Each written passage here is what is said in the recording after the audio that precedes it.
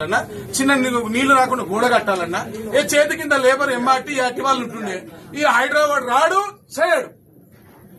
అసలు హైడ్రాకి జిహెచ్ఎంసీకి ఏమేం బదిలీ చేసారు, ఏమేమి జిహెచ్ఎంసీ ఉన్న అధికారులని హైడ్రాకి బదిలీ చేసారు. కానీ హైడ్రాకి ఒక బరికాయ కొట్టాలి.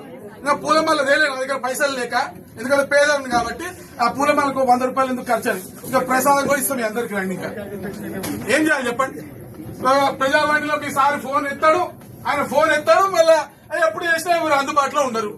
ఒక్కొక్క ఎంఐఎం వాళ్ళకి కోట్లాది రూపాయలు ఇస్తున్నారు. ఈడ బోరే పండుగకి వినాయక చవితికి డబ్బులు ఇలాకి దాని కలెక్షన్లు చేసుకొని చేస్తున్నారు.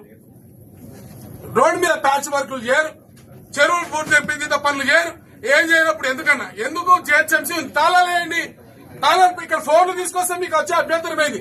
ఏం దాపరిక చర్యలు జరుగుతున్నాయి ఇక్కడ చెప్పండి మీరు. దీంట్లో ఏంది ఇంత దాపరికంగా ఫోన్లు గుంజుకొని జనాలను లోపల పంపించాల్సిన అవసరం ఏమొచ్చింది జిహెచ్ఎంసీలో? Everything in GHMC is public. మీడియాని రాని అంటారు, ప్రజల్ని రాని అంటారు.